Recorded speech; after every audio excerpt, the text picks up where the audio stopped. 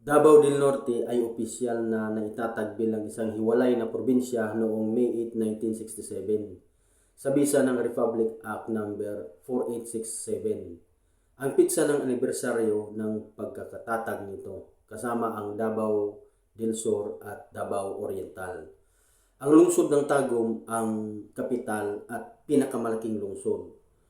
Matatagpuan ito sa timog silangang bahagi ng Mindanao sa rehiyon ng Davao o Region 9. Sinasakop nito ang hilaga sentral na bahagi ng rehiyon at may hangganan sa Agusan del Sur sa hilaga, Bukidnon sa kanluran, Davao de Oro sa silangan, at Davao City sa timog.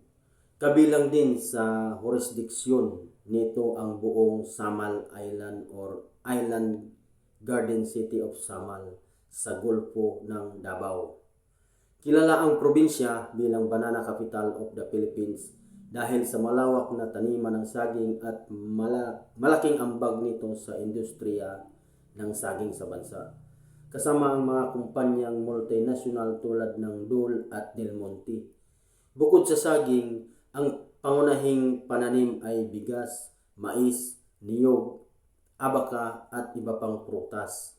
Ang pangingisda ay mahalaga rin sa ekonomiya. Gayon din ang pagmimina ng ginto, pilak at tanso. Malaki rin ang papel ng turismo lalo na sa Samal Island. Mga kultura at mga piyesta. Ipinagdiriwang ng probinsya ang ibang festival kabilang ang Panagtagbo Festival, Pangapog Festival, Banana Festival at Andaon Festival na sumasalamin sa kultura at pangunahing produkto nito. Ayon sa census noong 2020, ang populasyon ng Davao del Norte ay nasa 1,125,007 katao. Mayroon itong 8 munisipalidad at 3 lungsod na binubuo ng 223 barangay. Kasaysayan ng paghahati.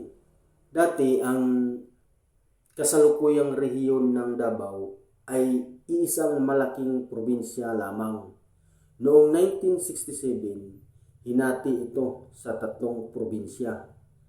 Ang Davao del Norte, Davao del Sur, at Davao Oriental.